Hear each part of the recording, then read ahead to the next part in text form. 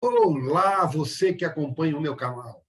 Antes da nossa entrevista de hoje, eu quero primeiro te agradecer por estar sempre aqui acompanhando o TV Saudade Entrevista. Agora, se você gostar do nosso trabalho, se você gostar da nossa entrevista, dá um like, faça um comentário, compartilhe as nossas entrevistas, faça perguntas, sim que possível eu vou responder. Se souber, eu respondo na hora, se não souber, eu vou buscar a resposta para te dar. E também se inscreva, porque se inscrevendo, você ajuda o canal a crescer, você ajuda a trazer melhor conteúdo para você e mais. Você recebe automaticamente a mensagem, a informação do novo conteúdo que acaba de chegar. Então, curte aí. Vamos agora à nossa próxima entrevista.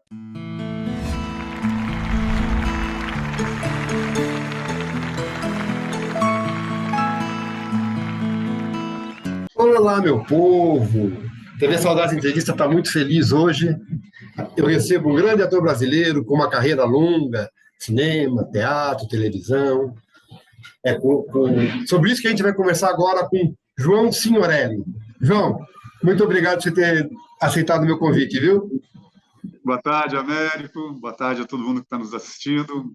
Eu que agradeço o convite para participar dessa memória da TV brasileira, né? Tão importante para mantermos isso vivo, né? Muito obrigado. Imagina, João, imagina. Você tem um trabalho extenso aí e merece ser lembrado. João, é Signorelli mesmo, né? Tem gente que fala Signorelli. É Signorelli, o GN no italiano vira NH, Signorelli. Você tem origem italiana? Minha mãe é neta de italianos, né? Eu sou já bisneto de italiano, então tem um pouquinho mais longe, minha mãe é do sul da Itália. João Signorelli e Silva. Isso. Silva vem do meu pai, que é amazonense, Paixão e Silva, família de meu pai, então juntou o Signorelli e o Silva. João, eu gosto de começar as minhas entrevistas pelo início. E o início é perguntando para você o seguinte: quando você tomou contato com a arte, em que momento você decidiu que seria artista? Eu imagino que foram momentos diferentes, né? E terceiro, qual o percurso para se tornar ator? Você foi estudar? Como é que foi isso? Bom, meu pai gostava muito de teatro e nós mudamos aqui para São Paulo em 63. Eu sou de uma cidade interior de Minas chamada Cambuquira. Viemos morar em São Paulo no segundo semestre de 63. Em 1964, tinha uma versão do My Fair Lady no Teatro Paramount, ali na Brigadeiro, que hoje acho que é o Teatro Brigadeiro. Não, esqueci, mudou o nome agora. Hoje é cinema, acho que hoje é cinema lá. No cinema, é. Cine Paramount. Cine Paramount. E aí era uma versão com Paulo Tran e a Bibi Ferreira. E eu fui ver e me encantei.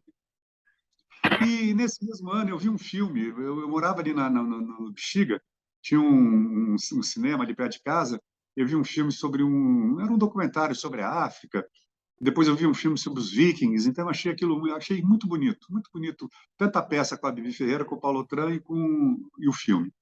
Aí as coisas foram acontecendo, fui estudando, até que em 1970 o meu pai estreou aqui em São Paulo uma peça chamada O Balcão, do Jean Genet. Seu pai era ator? Produtor? Não, meu pai não. Meu pai era advogado. Advogado. Mas ele gostava muito de teatro. Acho que foi em 71, na verdade. Não foi em 1970, não. Foi em 71. Estreou O Balcão, do Jean Genet, ali no Teatro Ruth Escobar. Meu pai falou, vou te levar. Eu falei, não vai dar. Tinha 14 para 15 anos. Vai ser proibida a nossa entrada. Aí não deu outra, né? Não conseguimos entrar. A peça era proibidíssima. Uma peça muito polêmica, envolvia política, sexo, enfim.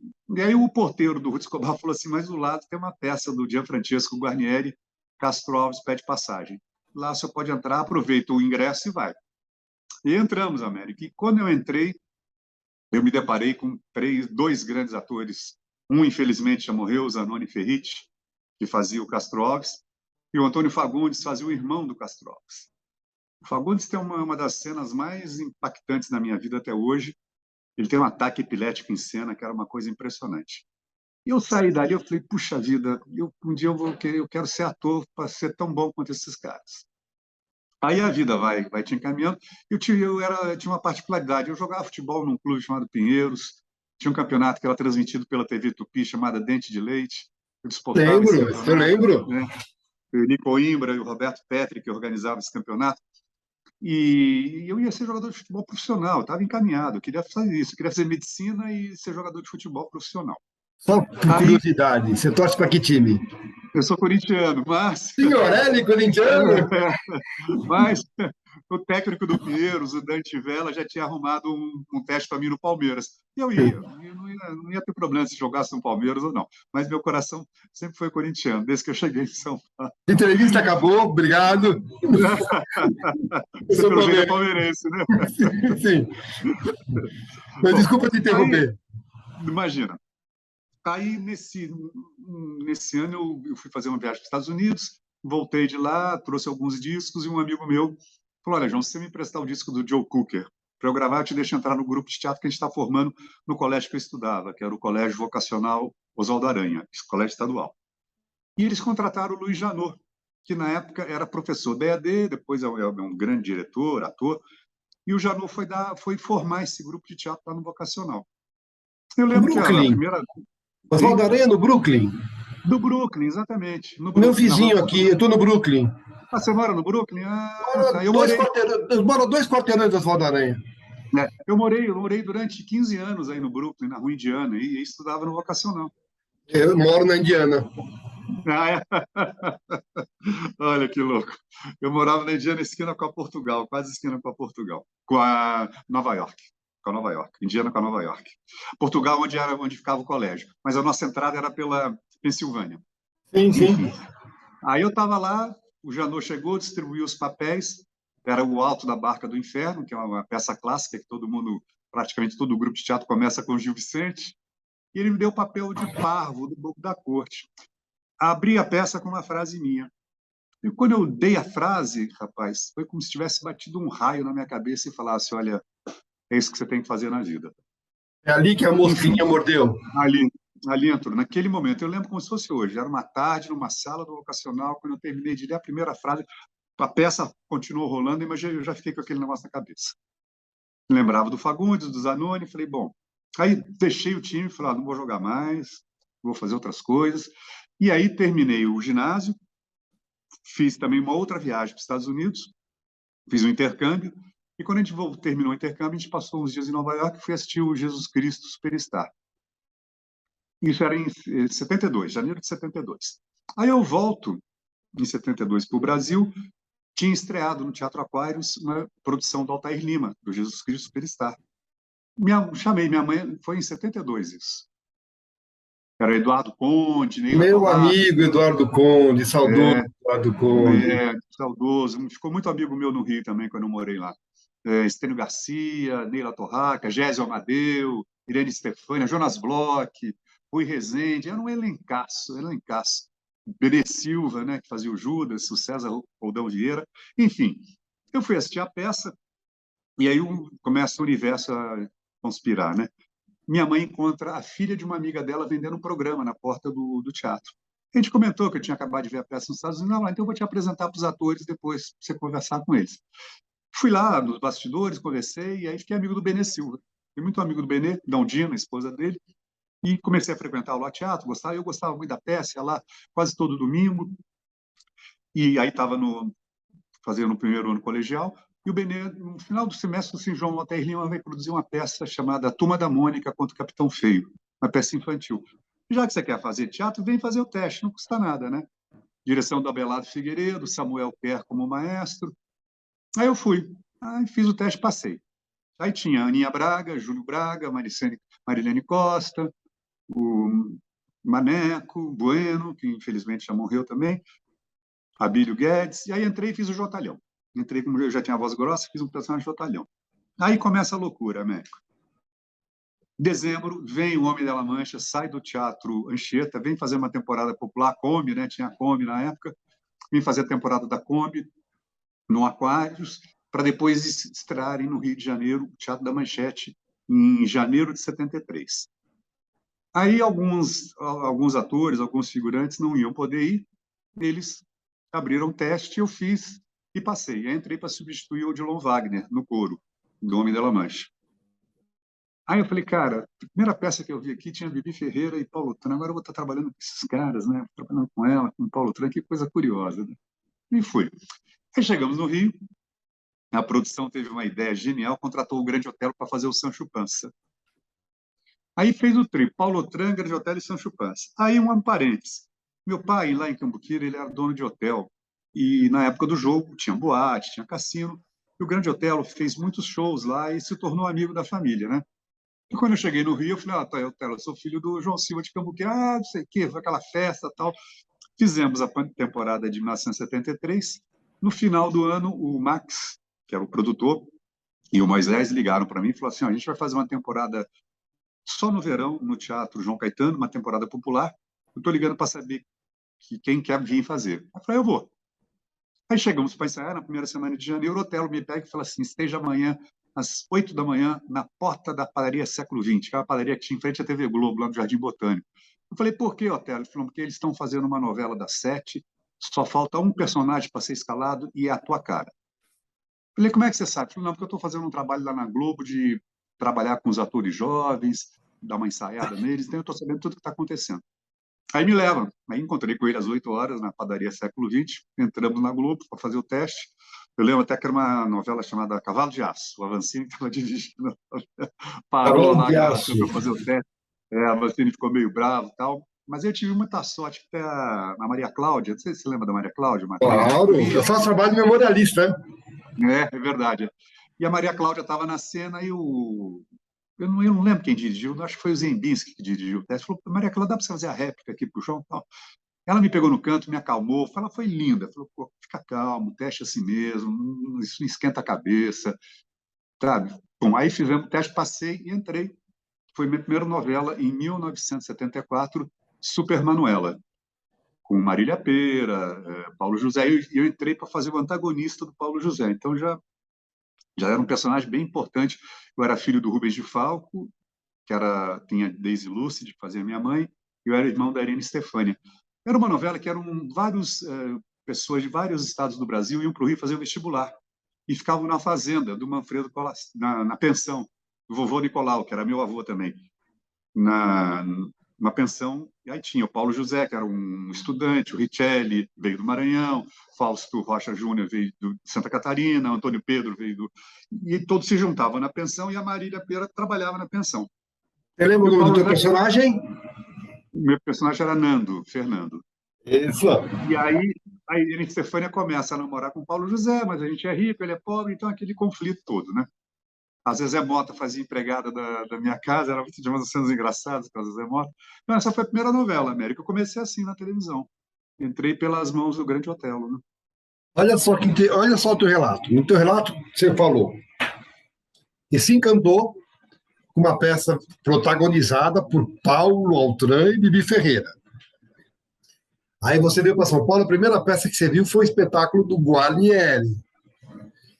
Aí você foi fazer o teste dirigido pelo Zimbisky. Trabalhou com Marília Pêra, indicado pelo Grande Otelo. Não tinha jeito de não dar certo, né?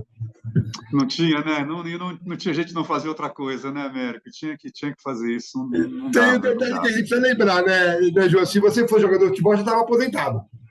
Exatamente. Já está E, rico, né? eu não ia me criar, estaria mais rico, né? Mas eu não ia me criar como jogador de futebol, não. Depois eu fiquei amigo de vários jogadores, o meu médico era médico do Guarani. É um mundo muito bruto, a nossa alma mais sensível não ia Eu aguentar imagino. o que esses caras passam. São os gladiadores do século XXI, né? São os gladiadores. Né? Agora, me diz uma coisa. Você, pelo que você me contou, aí você não era muito público de TV, você tinha ido pouco a teatro até então. Você não tinha ídolos? Não, eu via muita TV, eu adorava. Eu tinha meu primeiro ídolo na TV foi o Luiz Gustavo, fazendo o Beto Rockefeller. E como é que foi, de repente, para você trabalhar com esses caras que você Não, via na TV, se tornar colega de quem era teu ídolo? não, olha, foi uma coisa assim muito, muito impactante. Por exemplo, 3 dias antes de ir para o Rio, para começar a sair O Homem da La Mancha, eu fui ver um filme que o Daniel Filho dirigiu, que trabalhava a Suzana Gonçalves. Aí eu chego para gravar a novela, vou fazer o namorado dela, quer dizer, então é uma coisa assim que para mim foi, eu tinha 18 anos, um garoto de 18 anos, chegar no Rio de Janeiro, Paulo José me recebendo com um carinho enorme, Antônio Pedro, aquelas pessoas que eram meus ídolos, cruzava no corredor com Tarcísio Meira, Francisco Coco, que eu adorava de Selva de Pedra, eu via Selva de Pedra, Minha Doce Namorada, Irmãos Coragem? adorava.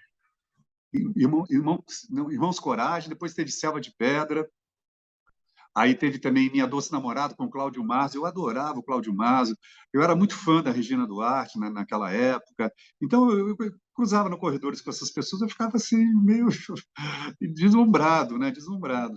Me tira uma curiosidade, João. São, pelo que você falou, 70, 73, 74? 72, eu comecei. São A novela foi 50 anos de carreira. 50 anos de carreira. A pergunta que eu quero te fazer... 48 de televisão, 48 de televisão. 48 de televisão, porque... Então, a pergunta que eu quero te fazer é a seguinte.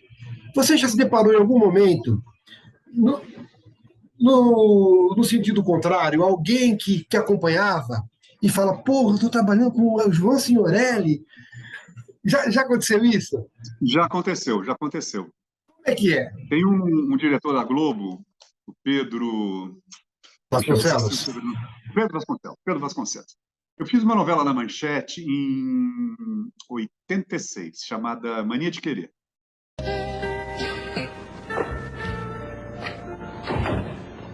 Que tal?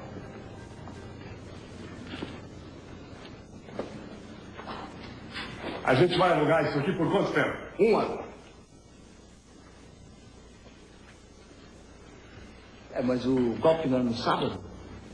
Então, vamos alugar por uma semana, 15 dias no máximo. O cara não ia aceitar, amigo Lula. E mesmo que aceitasse, eu não ia fazer uma proposta dessa. Ia ficar na cara que não era para abrir um negócio sério. 1 ano com opção.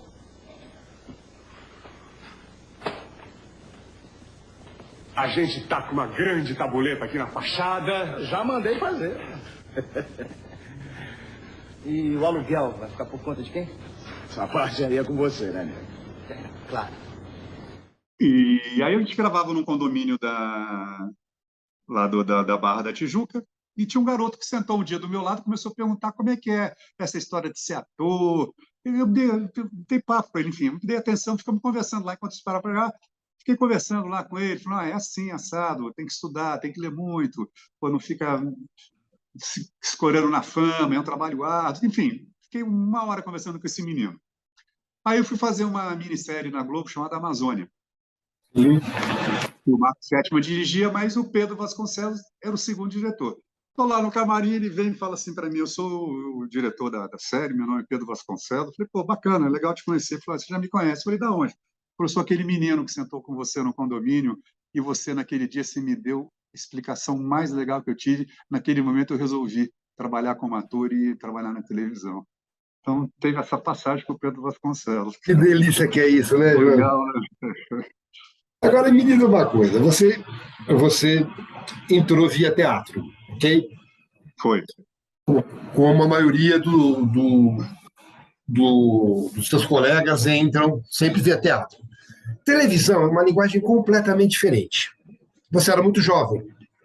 Você fez cinema depois também, que é uma terceira linguagem. A pergunta que eu faço é, aquele ator que tinha aprendido a fazer teatro, gestos largos, projeção de voz, a coisa da continuidade, você estranhou a linguagem?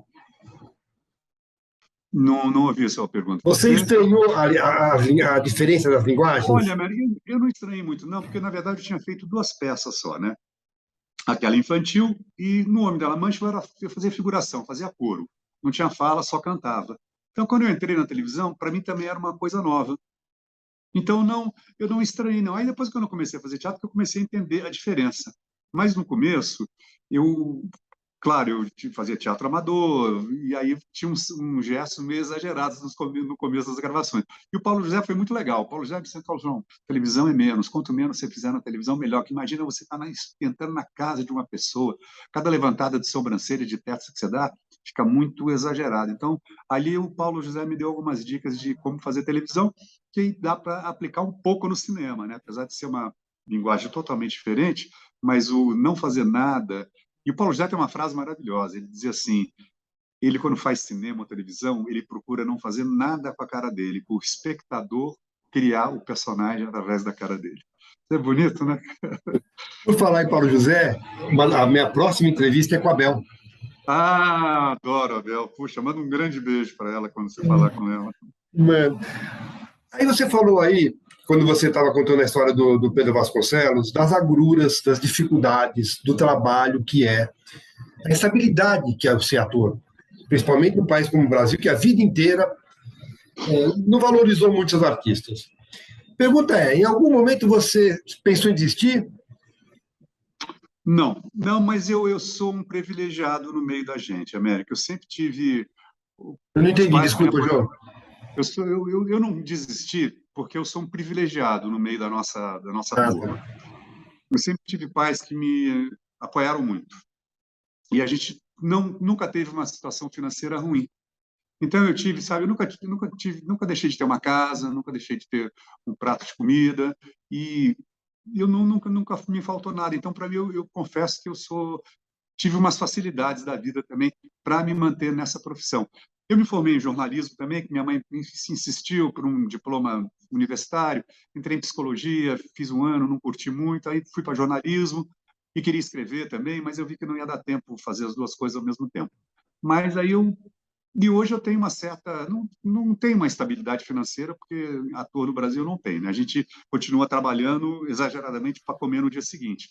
Mas eu tenho uma casa própria, sabe? Não tenho reserva nenhuma financeira, então eu tenho que trabalhar para me manter. Mas eu nunca tive dificuldades financeiras, então eu nunca desisti e sei mesmo que era essa a minha missão, eu passar nesse planeta, nesse momento, como pessoa, como um artista, para fazer esse trabalho, para ser canal mesmo de alguma coisa, né? Você tocou no assunto aí que eu iria te perguntar. Você falou que sempre teve apoio dos teus pais. Mas você é de uma geração de artistas em que havia preconceito, porque todo artista ou era vagabundo, ou era homossexual, ou era drogado, Maconheiro. ou era puta, né? É. Você não enfrentou isso? Não, não enfrentei, não. Minha mãe, no começo, que ficou meio assim, tá? Ela falou, pô, mas você vai viver do quê, né? Mas da instabilidade, mas é só por causa disso, né?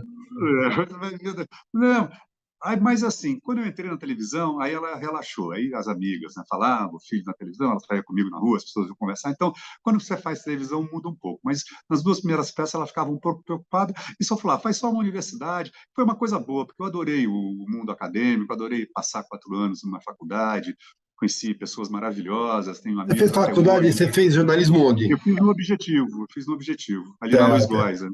tá, Depois eu entrei tá. em psicologia lá, saí e pedi transferência para jornalismo. Então, tive grandes professores lá. Agora, João, me diz uma coisa, essa é uma curiosidade pessoal minha. Eu lembro, eu faço esse trabalho porque eu sou um noveleiro, né? Virei também Tá. dramaturgo porque eu gosto muito da atividade do ator. Aliás, até acho que para ser, eu até penso em estudar a arte dramática de atuação, porque eu acho que o universo do ator é diferente do universo do autor, e eu gostaria de conhecer um pouco mais o universo do ator, se bem que esse trabalho está me ajudando muito. Mas o que eu quero saber é o seguinte: eu lembro de você muito, muito em televisão, na sequência, assim, um trabalho atrás do outro, um trabalho atrás do outro, um trabalho atrás do outro. De repente, começaram a rarear. O que acontece? É a necessidade da renovação? Por que você. Ou foi opção sua, de repente, cuidar mais da carreira teatral? Por que são menos trabalhos em televisão hoje do que eram antigamente? Olha, meu querido, tem vários fatores. Primeiro que a gente vai envelhecendo e televisão vive de gente jovem e bonita para vender seus produtos, recheada com alguns atores veteranos, né? Que é quem segura as tramas. É, segura as tramas, né?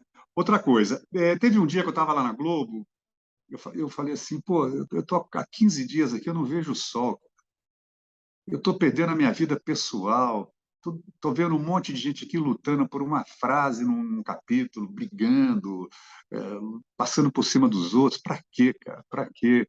Eu não quero isso para minha vida. Eu quero ser conhecido, eu não quero ser famoso. Eu lembro até, foi uma frase que um amigo meu me disse quando eu comecei a carreira. Meu primeiro amigo de vida, o Fábio, ele falou, João, vou te dizer uma coisa. Eu entrei na Globo, eu estava lá em Cambuquira passando férias e falou, vem cá. Eu falei, que cá, Fábio? Ele falou, seja conhecido, não seja famoso, senão você está preso pro resto da vida.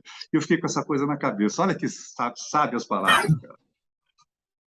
Aí... Mesmo assim, João, você, do dia para a noite, ainda mais crescer na televisão, você perdeu o anonimato. Você passou a ser você passou a determinado momento, é uma pessoa pública. Como é que é lidar com essa coisa da publicidade, do ser famoso? Não, mas só voltar então um pouquinho antes a outra pergunta, por que eu também não sim, claro. Na televisão? Porque também tem uma coisa que eu não sei fazer. Tem que ter um lobby, sabe? Tem que ter um lobby, você tem que fazer uns contatos, tem que fazer em alguns momentos, algumas concessões, tem que frequentar certos lugares, e eu não me sentia bem, né, fazendo esse tipo de coisa. Pedir trabalho, você não pede? Não, eu peço, mas eu peço assim, tem trabalho para mim? Eu não consigo fazer um lobby assim de ficar indo em festa, aniversário de diretor que não tem intimidade comigo, ficar mandando parabéns, sabe? É uma coisa que eu admiro quem tem essa habilidade para fazer. Eu não tenho. Fiquei amigo de dois grandes diretores, fiquei íntimo e somos amigos até hoje. Mas aí eu precisava vir para São Paulo, eu tinha uma filha muito problemática na época, minha mãe estava sozinha, meio doente, eu falei, não, vou voltar para São Paulo. Isso foi em 96, que eu fiquei no Rio direto, de 85 até 96, onde eu trabalhei mais, né? Aí eu voltei para São Paulo, e aí fiquei aqui, as coisas foram acontecendo e eu fui me dedicando mais ao teatro. Mas, assim, eu nunca tive problema em falar com o público, não, América. Eu gosto, eu acho que a razão do nosso trabalho são eles, né? A gente serve o público. Então, quando vem uma manifestação para cima de você com carinho, eu gosto de falar, eu gosto de dar atenção, não acho ruim, não. E consegui preservar um pouco a minha privacidade, assim, em entrevistas. Você blinda bastante, você blindou bastante. Eu blindo. Agora, de qualquer maneira, uma vez que perdeu o anonimato, acho que nunca mais a pessoa fica totalmente anônima. Ainda que seja fora da televisão, você ainda é reconhecido aqui e ali, principalmente por uma pessoa da minha idade, né? Exatamente. O pessoal mais velho me conhece bem. Mas, assim, é que eu acho que quando a gente trabalha em televisão, América, me dá a impressão que a gente entra no inconsciente coletivo da população, né? Então, fica. Tem vezes que as pessoas... Até agora, recentemente, eu fiz uma participação em Chiquititas, quer dizer, uns 4, 5 anos atrás. E essa novela é muito repetida, então, muita criança e muito adolescente que viu a Chiquititas ainda me reconhece na rua, né? O último trabalho que eu vi teu, e na verdade vi porque uma amiga minha, atriz, que fez a série,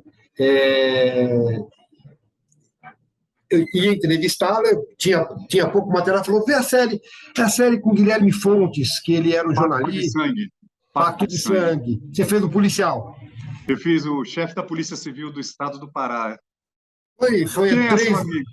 Mica Guluzian, que fez a filha dele, a filha do Guilherme Fontes. Filha do Guilherme, tá? Que ia internada, né? Isso. Internada, Ela também já passou por aqui. Essa série é muito bacana. Muito bacana. Tem o Fúvio, tem o Luiz Guilherme, que é meu amigo também. Então, em novela foi Chiquititas, e em série foi o Pacto de Sangue. Sim, a última novela mas o pessoal mais velho que me conhece, fala muito comigo, pô, você não vai voltar para a televisão? Fala, quando eles me chamarem, eu volto. É isso que eu te perguntar, se vai voltar para a televisão.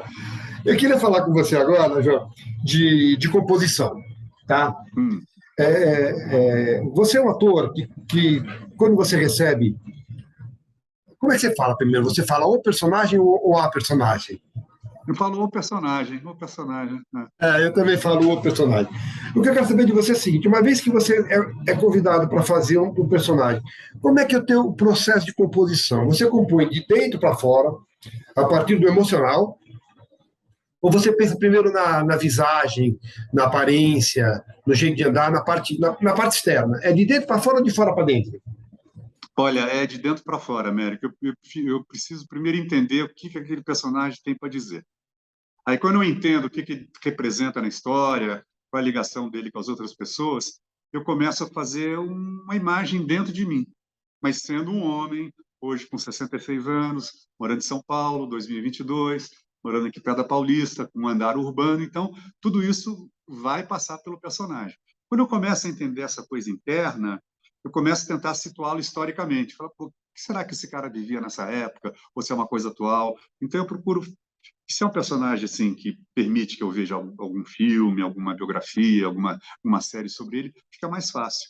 Mas eu imagino sempre assim, depois de fazer esse trabalho interno, eu falo, ó, ele pode andar desse jeito, pode usar a mão desse jeito, pode ter um ticket, você não pode ter alguma característica pessoal do personagem para diferenciar, né? Então, mas é de dentro para fora que eu gosto.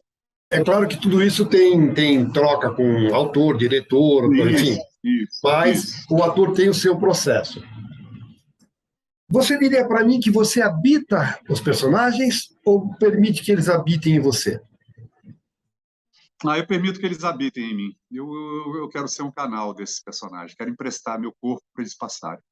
Mas você convive com ele fora do trabalho, durante o processo que você está em trabalho, por exemplo, dirigindo o carro, tomando o teu banho, limpando tua casa, enfim, conversando com teus filhos. Eles te dão toque, porque o autor recebe muito toque dos personagens. O ator recebe toque?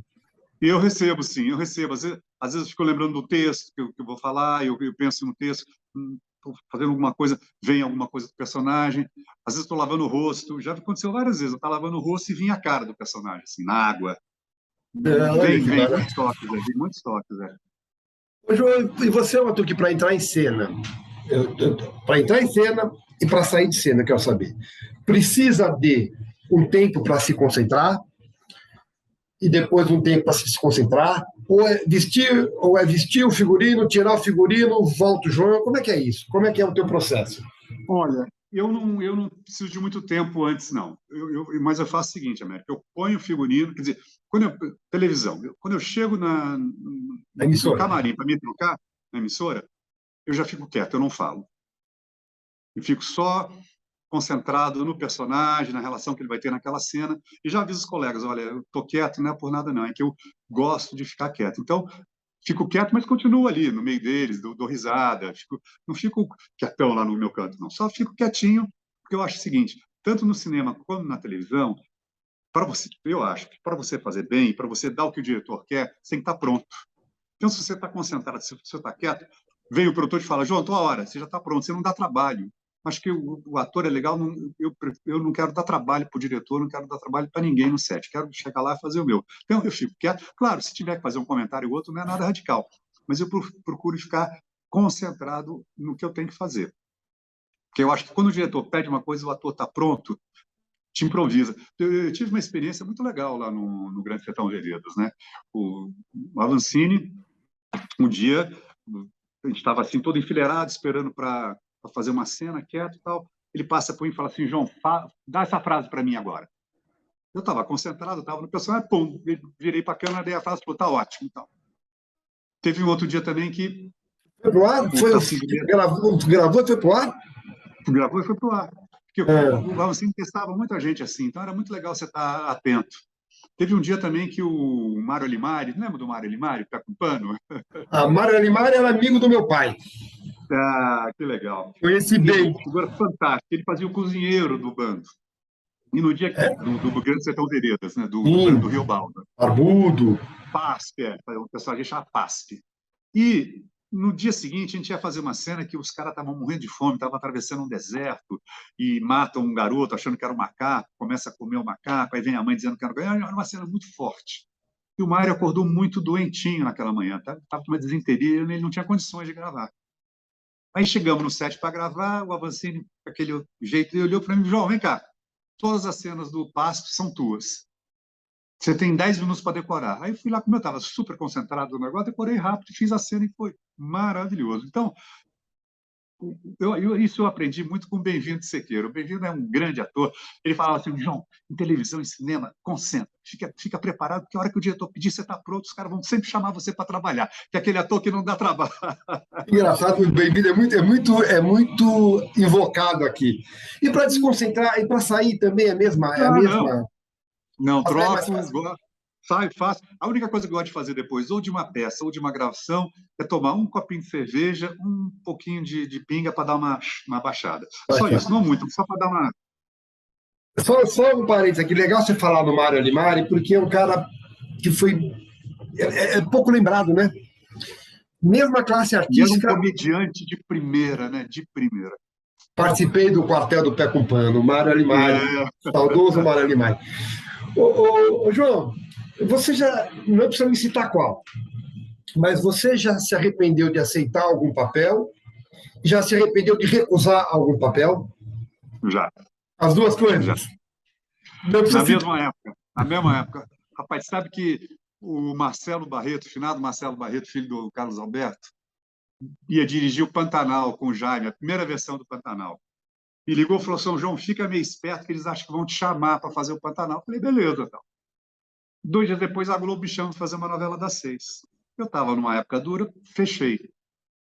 2 dias depois, o Carlos: e aí, vamos fazer o Pantanal, João? Eu falei: pô, acabei de assinar com a Globo. Ele falou: pô, você é um idiota, eu te avisei. Eu falei: bicho, eu estava precisando, não estava nada certo com vocês. Fechei com a novela das 6. Gravamos uma semana, mudou o diretor, entrou um diretor novo, cortou 30% do elenco para fazer uma economia, e eu fui um dos atores que foi cortado. Então, quer dizer, eu fiquei sem trabalhar, quer dizer, ficaram me pagando o salário na Globo, mas, pô, ganhar sem receber não tem sentido. Ganhar sem trabalhar não tem sentido. Eu fiquei na Globo sem trabalhar, não fiz o Pantanal. Aí essa é uma grande escolha errada que eu fiz na vida, cara. No mesmo num caso, só as duas situações. As duas coisas. Só por curiosidade, quem acabou fazendo o personagem que você ia fazer no Pantanal? Ângelo Antônio, era um personagem maravilhoso. Olha, foi personagem.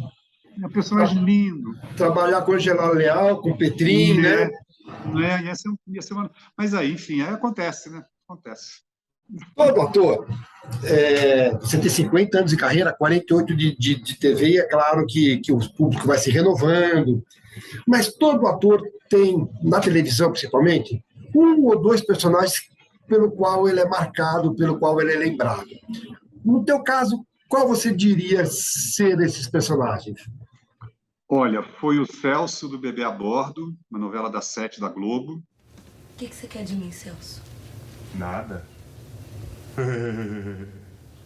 Me arrependi. Não. É melhor falar a verdade. Fez muito sucesso. Isso A última da Dina? Foi a última da Dina. A Dina morre durante a gravação da novela, exatamente. Celso. E eu fiz uma novela na Bandeirantes, Os Imigrantes, a última fase, que eu fazia o Yousefinho, que era um turco que as pessoas adoravam na rua. Então, não foi isso? O Yousefinho. Yousefinho, filho do Luiz Carlos Arotin, da Riva Nimitz. Então, para o público, foi o Celso, o Bebê a Bordo e o Yousefinho dos Imigrantes. Eu estou vendo que você tem boa memória em relação aos teus personagens, né? Tenho, costumo ter, sim. Me diz uma coisa, para você o que é mais difícil para compor? E eu sei que toda aquela história de que o ator adora a desconstrução. Alguns até precisam da desconstrução. Mas para você é mais difícil, mais desafiador, enfim, não sei qual é a palavra, fazer aquele personagem completamente distante da tua realidade, que você não conhece nada, ou aquele que de tão próximo mexe com as próprias feridas? O que é mais instigante, mais difícil, mais... Enfim. É o que está longe de mim, América, é o que está mais longe de mim. É mais difícil, mais difícil. João, nessa coisa da popularidade, você já foi confundido com outro alguém? Peraí, tem sim, já sim. Me confundiam às vezes no começo com o Marcos Paulo, que eu também tinha um cabelo muito encaracolado, e Marcos Paulo também a gente é meio parecido, assim. Não parecido. Com o Marcos Paulo já me confundiram também.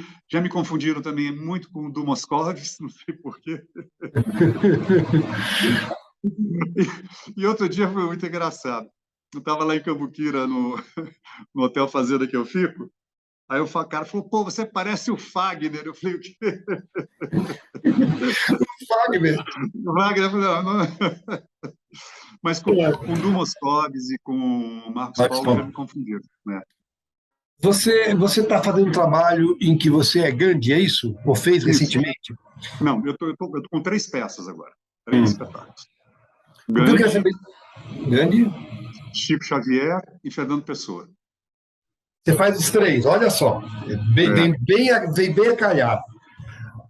É mais responsabilidade para um ator quando ele sai de um personagem ficcional e traz para a ficção um personagem real? Ah, muito mais. A responsabilidade é tripla, Américo, porque são pessoas conhecidas, são pessoas que têm história. O público conhece. Se você dá uma rata, se você fala uma mentira, você se compromete. Chico Xavier e Gandhi, historicamente, morreram outro dia, né? É, Não é, claro não que é tão algumas longe. pessoas, não é tanto tempo assim. Então, eu digo assim, são contemporâneos. Eu lembro do Gandhi, eu lembro do Chico Xavier, e apesar de ser um repórter, como é que é isso, João? Fala para mim. Vai estudar, vai conversar com quem conheceu, como é que é? Como é que é Pois é. isso? O Gandhi, eu vi muitos filmes dele no YouTube, tinha uns filmes dele no YouTube, né? Uns cinejornais que tinham antigamente. Li muitos livros sobre ele, ouvi muitas gravações dele. E o Chico também. Chico tem aquele programa célebre que ele fez na Tupi, o Pinga Fogo, que foi uma explosão de audiência, que até hoje está no YouTube passando. Tem muitos vídeos dele. E eu fiquei muito amigo do filho dele. Então, muitas idas a Uberaba, conversava muito com o Eurípides. Eurípides contou muitas histórias e me fez uma coisa, Américo, assim, que eu acho, na minha carreira, é única. Ele falou, você vai fazer uma peça sobre o Chico Xavier. Você tem que ser verdadeiro nessa peça. Senão ninguém vai acreditar no que você está falando. Então, para você ser verdadeiro, eu vou te emprestar peruca, óculos, camisa, paletó, calça. América, eu estou usando as roupas do Chico em cena. Olha que loucura! Isso é emocionante, né? É emocionante. Aí eu falei, mas Eurípides, em teatro precisa sempre de um duplo, pode acontecer alguma coisa. Então, pega, então eu estou com 2 perucas do Chico, 2 pares de óculos, 2 paletós, 3 camisas, meia. Então é uma coisa assim. Só por curiosidade, você é espírita, você é católico, evangélico? Eu fui criado num lar católico. Mas chegou uma hora que a Igreja Católica, minha cabeça parecia que batia numa laje, não ia adiante. Aí eu tomei daime, entrei na Umbanda, Osho. Quando eu comecei a praticar Tai Chi Chuan, comecei a estudar o taoísmo. Quando eu comecei a fazer o Gandhi, eu faço muito em centros espíritas. Comecei a estudar o hinduísmo. E hoje gosto muito do espiritismo e do hinduísmo. Então, eu faço uma miscelânea e tem uma conexão direta com a divindade, mas sem religiosismos. Tá? Falando de Chico Xavier, eu preciso te fazer uma pergunta. Nelson Xavier fez o Chico Xavier no cinema. Foi muito bem elogiado. Existe ou houve em algum momento comparação? Não, porque a peça estreou há pouco tempo e ainda não caiu na grande mídia, não caiu no grande público. A gente está fazendo pequenas apresentações assim, em centros espíritas, teatro pequeno. É um perigo. Hein? É um perigo? Não, é um perigo, mas assim, como eu era muito amigo do Nelson, a gente fez novela junto, tal, eu gostava muito dele, e esse Chico começou com um amigo nosso falando assim, pô, João, o Nelson já foi, o Brasil precisa de outro Chico Xavier nas artes, é você. Então, de uma certa maneira, é uma homenagem que eu presto ao Nelson Xavier, e é uma continuidade do trabalho dele que eu não vou chegar nunca aos pés do talento que ele tinha. Mas, se compararem, eu vou ficar muito feliz de achar ele melhor do que eu. É engraçado. Porque realmente é lindo o Chico Xavier dele, é lindo. Porque é engraçado, porque eu vi foto tanto de você como Gandhi quanto você como Chico. Tem uma caracterização ali muito legal nos dois trabalhos. Fernando Pessoa, eu não posso dizer porque eu não vi foto, não vi nada. Não, o Fernando Pessoa aconteceu o seguinte: quem dirigiu foi o Carlos Messene. Carlos Messene também dirigiu o Chico e faz o Bezerra de Menezes no Chico, né? Eu falei, Messene, eu não tenho a cara do Fernando Pessoa. Por que você está inventando isso? Ele falou, não, fica frio, a gente vai fazer o seguinte, a peça, ele está no hospital já para morrer, você vai entrar com seu pijama, com um bigode na mão, o óculos na outra, tem uma cabeça de isopor, daquelas cabeças de cabeleireiro, vai falar assim, chega de máscara. Você vai montar a carinha do Fernando Pessoa na cabeça de isopor. Então, eu ponho o bigode, ponho o óculos, ponho o chapéu. Eu fico assim, e a cara do Fernando Pessoa ali, a gente faz o espetáculo. Então, isso é bem legal a saída que ele deu, cara. Vocês estão em São Paulo? Os 3 espetáculos? Ó, o Chico Xavier, a gente vai estrear em outubro no Comune, Teatro Comune, ali na Rua da Consolação. Vamos fazer todas as quartas-feiras de outubro e novembro, às 8 da noite. E o Gandhi eu vou fazer num espaço chamado EIWA, que é na Lapa. É um espaço para eventos, mas eles têm um palco lá.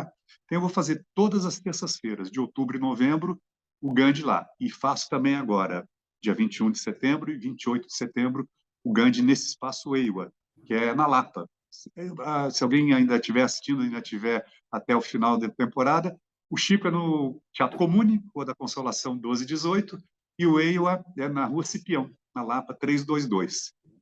Para que ninguém nos ouça aqui, me manda um convite. Mando, claro, com o maior prazer. Ó, deixa eu te falar uma coisa. Quando você faz um trabalho, seja no cinema, seja no teatro, seja na televisão, você passa um tempo com os personagens habitando em você. Alguns meses, né? É ensaio, é filmagem, é uma novela inteira. Pergunta que eu te faço. Acabou o trabalho, encerrou, fechou a cortina, definitivamente.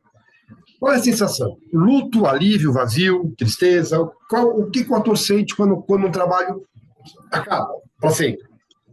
Eu sinto um luto, América. Eu sinto como um filho que vai embora. É, Quando estreia, o filho nasce. Eu sinto. E quando termina, dá um vazio, vai embora. É um período de vida que você conviveu com algumas pessoas e cada um vai para um lado depois. Você não sabe mais quando vai reencontrar, né? Então, eu fico assim uns 2 dias meio borocochô quando termino o trabalho. ô, João, em que gaveta da tua emoção eles ficam? Ficam para sempre, né? Então, ficam para sempre na minha vida. Entram na minha vida para sempre. Não tem como. Você traz Não. de algum ou de todos algum souvenir?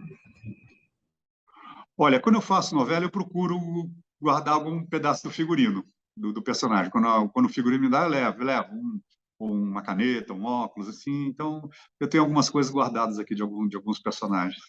Mas como eu mudei muito, então tem um que estão em umas caixas, tem outro que se perde nas mudanças, mas eu procuro guardar, sim. Que legal, isso é legal. O protagonista num projeto meia-boca, e quando eu falo para protagonista, lembre que eu também estou falando em remuneração. Tá. Estrela da companhia. O protagonista num projeto meia-boca ou um personagem secundário, ainda que bom, num grande projeto? O secundário num grande projeto. João, quantas vezes você já morreu? Eu morri no Bebê a Bordo, eu morri. E no Chico teatro, Xavier, morreu? Morri duas vezes. No teatro Só também. no teatro, só o Chico, que na verdade a peça começa ele morto já, no outro plano. E em televisão só morri no Bebê a Bordo. Já matou? Muito. A pergunta que eu quero te fazer é assim, são duas, na verdade. A primeira Eu fiz pergunta muito é: bandido, né? Eu fiz muito bandido em algumas coisas da Globo, matei. Já matei, sim. gravar. Grande Sertão Veredas, então, era uma matança só. Eita, é melhor matar ou morrer na ficção? Eu acho melhor morrer. Matar nunca é bom, nem na ficção. Outra coisa, João. Fazer a morte do personagem faz pensar na própria morte, na finitude? Faz. Você tem problema com a morte? Nenhum. Eu acho que é como trocar de roupa. Eu estudei muito taoísmo, eu tenho uma parte assim, da minha vida que se voltou muito para os conceitos orientais da vida e da morte, do budismo. Então, eu acho assim, América, a morte está do meu lado o tempo inteiro. Eu nasci, ela já estava. Quando eu nasci, ela já estava do meu lado e me acompanha. Começa a morrer no dia que nasce, né? No dia que nasce. Então, eu só espero ter uma morte assim, sem sofrimento, sem dar problema para ninguém, tá? Ter um ataque do coração e ir. Todo mundo espera. João, o que é mais importante, assim, na tua visão, tá? Eu não digo para você como ator, mas na tua visão para a arte em geral. O dom, o talento ou a vocação? Acho que é a vocação. A vocação e também tem uma coisa, acho que aí mistura um pouco as três. Vou ter que citar uma pessoa também que eu gosto muito, Paulinho da Viola. Opa! Paulinho da Viola disse uma vez assim: João, sucesso é 70% disciplina e 30% talento. Perfeito, perfeito. Você já deve ter feito remake. Fiz uma cena no remake só, de uma novela que eu já tinha feito. Você já deve ter substituído no teatro. Já. Você busca, claro que teatro tem marcação, teatro tem direção, mas o ator tem um jeito de fazer. Você busca referência. Por exemplo, o Chico Xavier, Nelson Xavier. Você fez o teu trabalho ou você buscou alguma referência no Nelson, além de buscar no Chico? Não, eu fiz se o você meu busca trabalho. referência no ator que Não, você está... eu procuro não me influenciar pelo trabalho do outro ator. Quero ver, vejo, mas aí é um outro ator, é um outro jeito de fazer. Aí eu faço o meu trabalho mesmo. E agora o contrário, você já foi substituído, né? Já fui substituído, já. E já devem ter feito algum remake de novela que você fez. Já. Você lembra qual novela? Então, eu fiz uma novela chamada Barba Azul na Tupi, que depois virou A Gata Comeu na Globo. Quem fez? O personagem que eu fazia na Barba Azul na Tupi, quem fez na Globo foi o Jaime Periar. Meu amigo, meu grande amigo, Jaime Periar. A pergunta que eu te faço é: dá ciúmes? A gente morre de ciúme dos personagens. Você se apropria dele? O Jaime é um amigo querido, ele fez o meu primeiro espetáculo profissional, foi o Jaime que fez. Ah, é? Com a Angelina, a locução do Wilker, muito legal. Então você tem ciúme, você tem ciúme eu tenho. Mas é um ciúme bom. É um ciúme gostoso, é. Comédia. Você é bom de comédia? Você gosta de comédia? Olha, é mais difícil para mim fazer comédia, América. Eu tenho uma cara meio mais para tragédia do que para comédia, mas eu consigo. O Chico Xavier tem umas coisas bem humoradas, eu consigo tirar algumas risadas da plateia. Agora eu tenho que convidar uma reflexão. Por que a comédia ela é vista pela crítica como gênero menor, já que é sabido que é mais difícil fazer comédia? Por que você acha isso? Olha, eu sei lá, talvez a crítica ache que para ser sério tem que ser sisudo, né? Acho que não, pode ser sério sem ser sisudo. Então, eu acho comédia uma delícia. É mais difícil, eu te confesso que para mim é mais difícil fazer comédia. Fazer comédia? Tempo, né? Fazer comédia? Fazer comédia para mim é mais difícil, mas o Messene tem me auxiliado muito, porque o Chico ele é um grande, né? Na comédia ele é muito bom. Muito bom. Tem 3 piadas que o Chico conta, então ele está me dando o tempo certo, tem o tempo certo de contar a piada. Então, estou começando a aprender. Mas você gosta de ver comédia? Gosta de ver? Adoro. A gente falou do Bem-vindo, eu via todas as peças do Bem-vindo, eu adoro ver comédia, adoro. Por falar em Bem-vindo, o Bem-vindo é conhecido como caqueiro. Grande caqueiro, assim como é o Eri, assim como é o Jorge, como era o Jorge Dória, com quem você deve ter trabalhado em algum momento. Trabalhei em televisão com o Jorge Dória. Você, primeiro, bota caco? Gosta de colocar caco? Coloco sim, eu gosto. Mas não sou caqueiro que nem eu. Esses eram mestres no caco, né? Mas quando você trabalha com esses caras, eles acabam improvisando, mas chegando na deixa, ou você tem que jogar, bater bola com eles e... Jorge Dória e Bem-vindo, você tem que ficar muito atento e jogar a bola, porque às vezes eles vão embora da deixa e está na hora de você falar. Mas é bom, estimula muito a gente, ficar esperto, ficar atento, é bom. Você tem uma técnica para decorar? Tenho, assim, quando estou fazendo a peça com outra pessoa, eu bato muito em casa, mas eu peço sempre para o outro ator reservar um tempo para a gente bater o texto. Na hora que eu bato o texto com outro ator, eu memorizo. Agora, quando é monólogo, como são 2 monólogos que eu estou fazendo, o Gandhi e o Fernando Pessoa, eu nunca tinha feito monólogo. Aí o Mário Bortolotto tinha acabado de fazer o Bukowski. Eu falei, Mário, como é que decora monólogo? Ele falou assim, é o seguinte, João, decora a primeira frase, bate. Vai para a segunda, decora a segunda, bate, volta para a primeira, repete a primeira e a segunda. E vai assim, frase a frase. Então, eu estou fazendo essa técnica, tem dado certo. Mas eu estou fazendo uma coisa aqui, Américo. Como são 3 peças, eu estou todo dia como um pianista tocando piano. Por exemplo, hoje eu já passei o texto do Gandhi. Amanhã eu passo do Chico depois da manhã do Fernando Pessoa. Aí volto, Gandhi, Chico, Fernando Pessoa. Então, todo dia eu estou passando a peça comigo em casa. O passar do tempo dificulta a memória? É mais difícil decorar hoje ou você tem a mesma, ou você tem a mesma... Não. Para mim é a mesma coisa, porque eu leio muito também. Eu acho que o fato de eu ler muito facilita muito você memorizar. E também exercitar a memória, há 50 anos exercitando a memória, eu acho que também, né, ajuda. Agora, nesse sentido também, você é um ator que gosta de se ver? Não. Você olha com os olhos da severidade? Eu sou Você muito não é crítico generoso com você? Não estou. Acho péssimo isso, mas não sou. Mas você consegue ver, evidentemente, a evolução do ator. Consigo. Diz uma coisa para mim, João.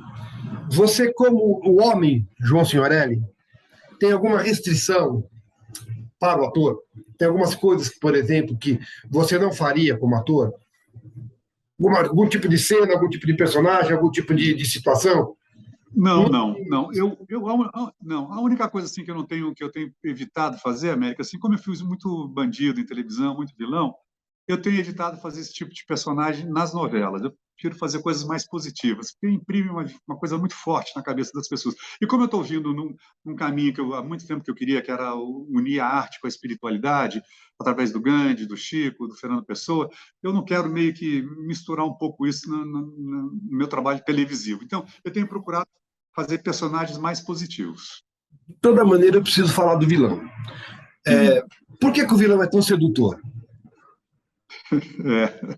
Porque acho que as pessoas gostam de ver, né, a tua sombra espelhada no outro, né? Já que não tem a coragem de viver o que você tem de pior dentro de você, ver no outro fascina, né? Então, o Celso do Bebê a Bordo, as pessoas adoravam. Era um cara que queria ficar, apesar de ser comédia, queria sequestrar o filho da irmã para vender, para um casal judeu, quer dizer.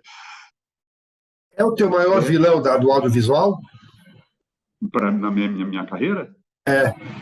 Foi o Celso do Bebê a Bordo. O vilão, ele dá ação à história, né? Exatamente. Eu quero falar depois, é uma daquelas coisas que eu falei que quero te pedir. Vamos lá. São emoções diferentes ler um texto que você vai fazer. A primeira leitura. Você se emociona em cena ou é técnica pura? Não, me emociona, eu me entrego. Eu não consigo. Quer dizer, eu faço um trabalho através da yoga que me dá uma sustentação no diafragma, que me dá uma técnica para respirar e falar. Mas eu me entrego. Então, qual é a emoção que mais genuína para você?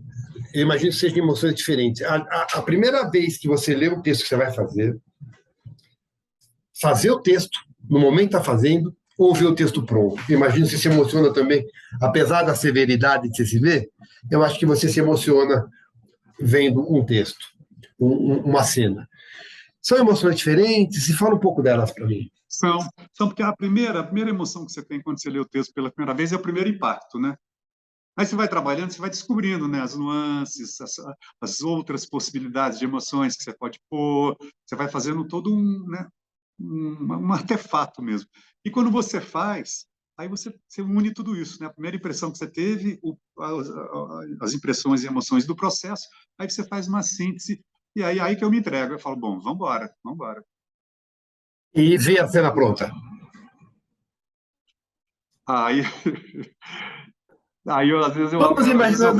às vezes eu gosto, às vezes eu não gosto. Por exemplo, quando você não está em cena, uma cena boa, emocionante, que você não está em cena. Aí eu adoro, né? Não, aí eu me emociono, eu vou junto, viajo junto com isso.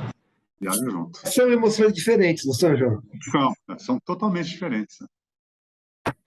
Bom, João, o bom do fracasso, que eu imagino que você deve ter vivido alguns fracassos, e o ruim do sucesso, que com certeza você viveu muitos sucessos. O ruim do sucesso e o bom do fracasso. O ruim do fracasso é a falta de dinheiro, né? Que você trabalha para isso, né? E o bom do fracasso é que você fala, onde é que eu errei? O ruim do sucesso é a falta de dinheiro. Não. Eu pensei que era o ruim do fracasso, não é o bom do fracasso. O bom do fracasso e o ruim do sucesso. O bom do fracasso é você parar e falar, onde é que eu errei? você tenta se melhorar, né? E o ruim do sucesso é você se acomodar, ficar naquela zona de conforto e falar, bom, estou sucesso, tá bom, vou deixar do jeito que está e não procurar cada dia se melhorar, né? A gente falou agora há pouco da coisa do você se blindar. Você tem rede social? Tenho, não, tem, mas só para trabalho, só para Então, divulgar as peças. como é que você vê hoje essa coisa da rede social, da voz, a pessoas que não têm muito respeito? Como é que é essa tua relação com as pessoas que tentam invadir, que são invasivas, mesmo a imprensa tradicional? Como é que você se blinda, João? Bom, eu não publico nada pessoal meu, nada, só publico coisas de trabalho, peças, filmes, repercussão das peças. Não leio muito, não fico vendo muito quando entra essas coisas assim, esse lixo que às vezes vem, xingamentos, julgamentos. Então eu procuro também ver só as coisas profissionais das pessoas e não perco muito tempo da minha vida vendo, não. Eu perguntei isso pelo seguinte: a gente vive um momento de polarização política em que as pessoas, casamentos têm acabado por causa disso. Duas perguntas. Você acha importante o artista se opinar, participar da sua opinião? E como é que você vê essa polarização? Olha, eu acho importante, sim, a gente dar a nossa opinião. E eu acho essa polarização muito ruim, muito ruim. Eu acho que é uma polarização que parte de um candidato que propõe o ódio, propõe uma briga o tempo inteiro, não aceita uma diferença, não aceita que a pessoa pense diferente dele, vê como inimigo. E política, para mim, não é isso. Política, para mim, são ideias diferentes que podem conviver, uma hora um ganha, outra hora perde. Eu não consigo enxergar um adversário político como inimigo. Então, eu não gosto dessa polarização, mas tenho consciência de onde partiu essa polarização e sou totalmente contra ela. Mas, por exemplo, no meio você fala a tua opinião, você manifesta a tua opinião? Não. Nas minhas postagens no Instagram eu não manifesto. Não manifesto. Eu lembro que um tempo atrás eu comecei a me manifestar e havia uma enxurrada de xingamentos, de críticas. Eu não tô, é péssimo isso, né? É péssimo isso, né, João? Eu não estou aqui para passar por isso. Então, eu nas minhas postagens não ponho. Se a pessoa me pergunta, eu falo, mas se não dou minha opinião. Mas nas minhas redes sociais, não. Nós estamos acabando, João, mas tem algumas perguntas rápidas para te fazer. É diferente, por exemplo, participar de uma novela inteira, eu digo a preparação pro personagem, participar de uma novela inteira ou fazer uma participação especial, participar de um episódio, tipo, você decide que todo mundo faz um episódio junto, ou uma participação numa série como Entre Tapas e Beijos, que tem um elenco formado, você entra, faz uma participação e vai embora. São quatro coisas diferentes, são quatro preparações diferentes. São sim. Se você faz uma novela inteira, você está desde o começo, você está junto com os colegas, você tem a sinopse, claro que muda muito, mas você está num processo inteiro. Aí você entra para fazer uma participação na novela, é muito difícil, né? Que você não está na dinâmica do grupo, você não está ali, você entrou e tem que dar teu recado, às vezes, em 2 minutos, e tem que estar junto com eles, né? E também, numa série, também acho que é a mesma coisa, é difícil você entrar, cair de paraquedas. Num espetáculo tipo Tapas e Beijos, acho que é mais fácil, porque é uma coisa já que você tem a história inteira, você vai lá, dá o seu recado e sai. Mas é bem diferente. Mas, por exemplo, você decide que é todo o elenco de um episódio junto. Isso é fácil. Isso é bom também, é tranquilo, porque você tem. Não, mas você decide que você tem a história inteira, né? É diferente da novela. Então você já sabe o começo, meio e fim. Então tá todo mundo junto, então eu acho que. Mas o personagem de um episódio fica tão guardado quanto o personagem de uma novela inteira, de uma peça? É a mesma coisa? Não, acho que não fica, não. Acho que não fica. Acho que não. Você participou de uma época na TV Globo, quando a TV Globo era hegemônica. Eu acho que a hegemonia ela é ruim até para quem é hegemônico. Como é que você vê os streamings, a Record fazendo novela, o SBT fazendo novela infantil? É positivo, não é? Eu acho maravilhoso, América. Eu acho que sabe, vários streamings, várias séries. Agora estão começando a produzir no Brasil. A Globo já está produzindo uma novela agora em especial para o Globoplay. Eu acho só maravilhoso. Quanto mais produções tiver, eu acho muito bom.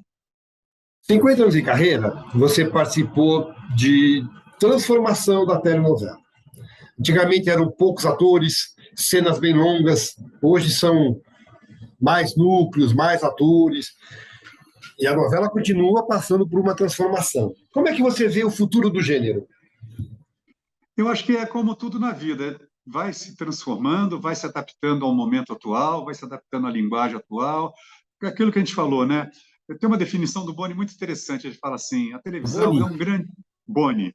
Boni fala assim: a televisão é um grande balcão de anúncios recheada de novela, noticiário e esportes.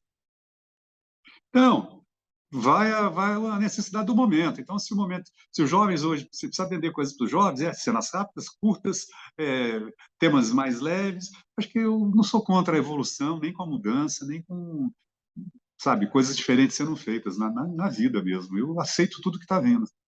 De novo, meio século de carreira, você deve ter participado de peças em que se fazia de terça a domingo, 2 sessões na quinta, 2 sessões no sábado, casas lotadas.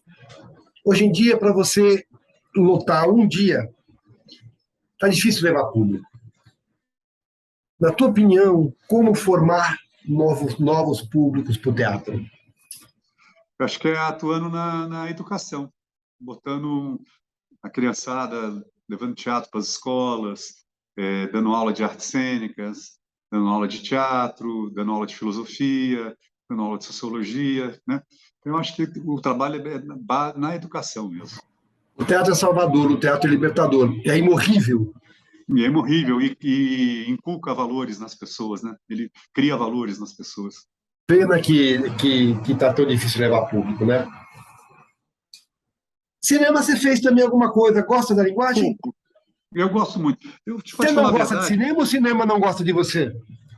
Eu não sei, acho que é o cinema que não gosta de mim, porque eu vou te ser sincero, Américo. Se eu pudesse escolher, eu ia querer ser um ator só de cinema, porque eu adoro a linguagem, adoro o processo de criação de personagens no cinema, adoro o clima que se cria num set de filmagem. Mas... Eu entrevistei aqui 2 atores que são basicamente atores de cinema, eu acho. O Anselmo Vasconcelos e o Rony Vilela. Também. Bom, estamos acabando, faltam 3 perguntas para a gente acabar. Primeira pergunta. Como público, o que é pior para o João Signorelli? Um bom texto feito por atores não tão bons ou aquele texto meia boca feito por atores brilhantes? O que é mais palatável? Um texto meia boca feito por atores brilhantes. Esses atores brilhantes podem transformar um texto meia boca numa coisa agradável de ver. O mau ator estraga o bom texto ou o bom texto é bom texto sempre? Acho que o bom texto fica. Quando é bem escrito, fica, não tem como. Já te agradecendo a simpatia, já te agradecendo a disponibilidade, dentro do seu tempo, graças a Deus. 50 anos de carreira, talvez 100 de personagens de cinema, teatro, televisão, ou mais. A pergunta que eu te faço é o seguinte: o que essas 100 vidas acrescentaram à sua vida, a vida do homem João Signorelli? Você seria uma pessoa diferente, tivesse sido jogador de futebol, ou tivesse tido uma outra trajetória profissional? Teria sido bem diferente. Teria sido um homem, talvez, que não tivesse o conhecimento do ser humano, que não tivesse o conhecimento da sensibilidade, que não tivesse o conhecimento de uma convivência mais sensível, que não tivesse um olhar para as artes plásticas, um olhar para a natureza, um olhar para a poesia. Então, todos os personagens que me trouxeram isso, trouxeram um olhar sensível para a vida. Você acha que o ator fez o homem mais feliz? Fez. Muito mais. João, eu te agradeço muito. Eu quero encerrar com uma outra pergunta, mas te dizendo assim, que cada entrevista dessa eu aprendo um pouco, cada entrevista dessa me fortalece como repórter, me fortalece como ser humano, me fortalece como autor. A outra pergunta que eu te faço, mas eu te faço um pedido antes, para deixar o homem severo de lado e falar com a generosidade. Quem é João Signorelli? Um homem que nasceu em Cambuquira, sul de Minas Gerais, que tenta ser uma pessoa melhor e tenta servir ao seu público através da arte. É uma pessoa, um ator, que deu uma entrevista muito gostosa, sempre foi muito carinhoso, muito correto comigo. Espero que você tenha gostado, eu gostei muito, espero de verdade que você tenha gostado. E te agradeço imensamente, João. Gostei muito, Américo, da nossa conversa, gostei muito das perguntas de você. Olha, foi uma hora muito agradável passar aqui com você. Espero que as pessoas que vão nos assistir também gostem. Muito obrigado, um beijo, João. Beijão, querido. Tudo de bom.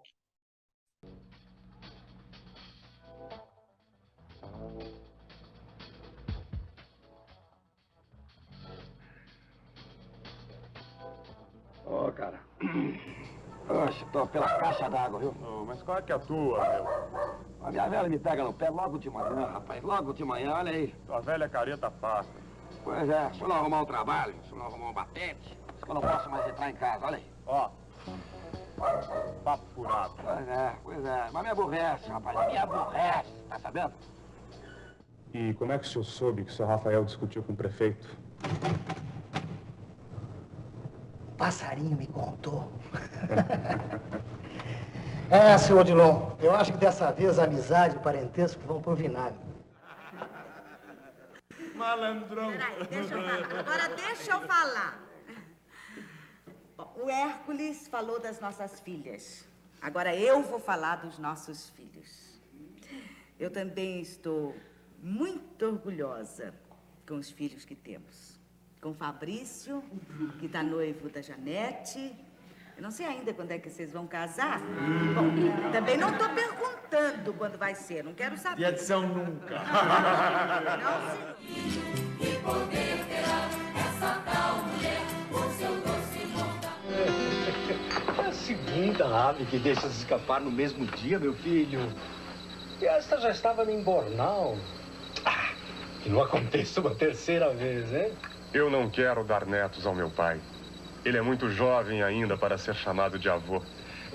Isso me envaidece, mas tens o direito de fazeres o que quiseres, meu filho. Pelo quanto te amo, aceito qualquer coisa. Eu também o amo e respeito muito, senhor meu pai. Se preciso fosse, daria a minha vida pelo senhor.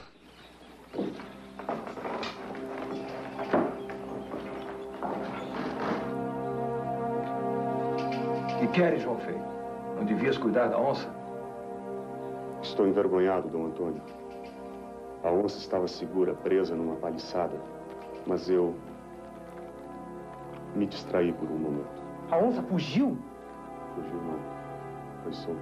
Solta? Solta pelo índio Peri. Do índio eu cuido depois.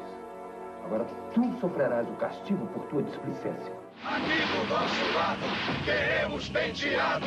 Aqui do nosso lado, queremos penteado. Vamos pro inferno! Vagabundos! Necrófilos! Queremos penteado. Do nosso lado, queremos penteado. Aqui do nosso lado, queremos penteado. Eu ir pro inferno, comer seus berros! Aqui do nosso lado, aqui do nosso lado, queremos penteado. Aqui do nosso lado, queremos penteado. Aqui do nosso lado. É bonita, que faz é bonita. Boa noite. Boa noite. Louvado seja nosso Senhor Jesus Cristo. Bem, já que estamos aqui reunidos, felizes, contentes, cantando, vamos ver hoje o que a palavra de Deus reservou para nós.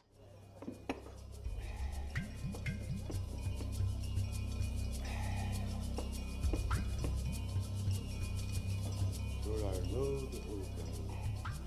Sempre aprontando as suas, né? Ora, tenente novo. Seu jeitinho de chegar assim quietinho, mansinho, devagarinho, parece mais coisa de bandido que de polícia. É mesmo, Macalá? Eu descubro quem presta e quem não presta nessa cidade. Eu estou completamente desarmado. Eu vim em missão de paz. Nós entendemos a sua linguagem, cara pálida. Sim, e o que vocês querem? Para me devolver esses pratos? O que vocês quiserem. Pode ser dinheiro, cachaça, o que vocês quiserem. Comida! Birita! Mulher! Televisão de plasma! Oh, silêncio, silêncio!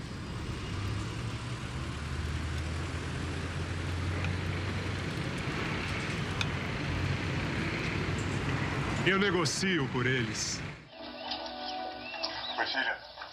Oi. Lê isso aqui pra mim. Termo de contra-atacão. Não. Lê de novo. Termo de contratação. Termo de contratação. Que saco, pai. Tá pegando no meu pé também? Não sabe que eu sou burra? Vem cá. Senta comigo aqui que eu vou te explicar direitinho.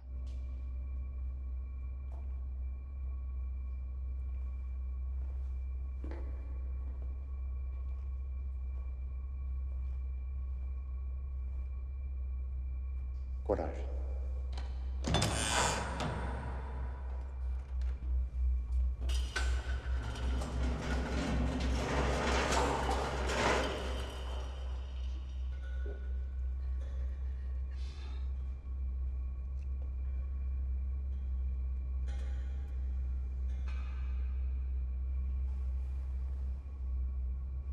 É o seu filho.